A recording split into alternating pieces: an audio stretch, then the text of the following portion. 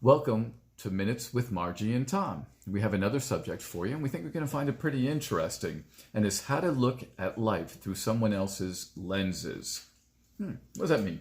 Well, when we married, right, we become one, but we don't become one in every way, right? You get to be you, I get to be me, but I get to look at life through your lens if I can appreciate that.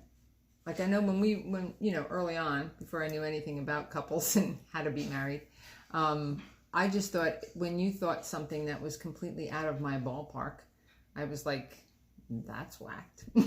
I'm not going to agree with that.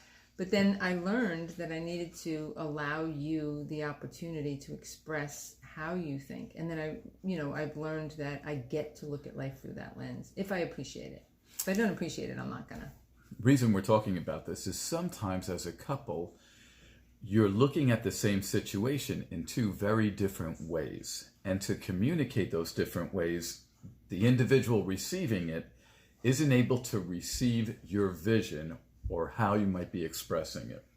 And then that builds a wall that prevents that information from being communicated in a safer place. Right.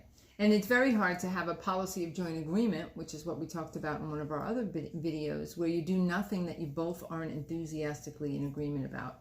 And the reason that's important is because you hurt each other if you don't. So it's hard to have that if you don't appreciate how your spouse looks at things, because it's going to be different from the way that you look at them. But like all things, it takes practice and recognizing when it doesn't work. Fortunately, that's how it usually works. You don't recognize it until something goes wrong, and then you're like, oh my goodness, what can we do to correct this? I think a lot of times we don't expect marriage to be work. Like we just want to be married and life's work and do all the other stuff, and then things get in the way. So in order to, the reason that we're doing these videos is so that we can help you to recognize that it takes a level of work to make your marriage great. And we're hoping that you do have a great marriage. So let's give an example. Can you think of an example? Well, I think we want to bring up some of those harder subjects. Finances is always an issue. So Margie sees finances differently than I do. We might have an expense, and she is looking at a solution on one perspective, and I'm looking at a solution on another perspective. And when we talk about it, we both have our solutions, but we aren't able to communicate or see the other person's solution, which might be better than ours. And that can create a rift. Well, I think what happens is you don't feel heard. I think an important thing to recognize is that we need to help the other person feel heard. And we've gotten into quite a few issues over not feeling heard. So we're practicing doing this better and recognizing that maybe, like I can even think, like, is he feeling heard? Did I hear him? Did I give him the impression that I've heard him? And that makes a huge difference. So that's a big part of it. And then also he has to explain to me why he's thinking that way. And sometimes I'll be like, oh, okay, I still don't get it. But could you do it again? Try another way to explain to me how you're looking at it. And then eventually I'll understand how he's looking at it. It doesn't necessarily mean I agree with it, but now I have a better understanding of where he's coming from. And that's where we can work on a third option if we can't be either one of ours. I think one of the key aspects is while you're working at it is trying to keep your heart open and your mind where you don't get defensive or feel like you have to prove your point because you're not being heard.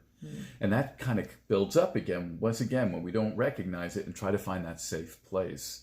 And that peaceful place where we're able to receive and communicate in a safe place. And that's an important thing that you said, Tom, is that if we don't feel heard, we get defensive. And then there's no communicating. Then everybody's just going to go to their corners and stick their feet in there and hold their own. Or it can escalate and turn into something much worse. Right, and it doesn't need to get there. No, it really doesn't. It's just a muscle, once again, that you want to try to recognize and then start exercising.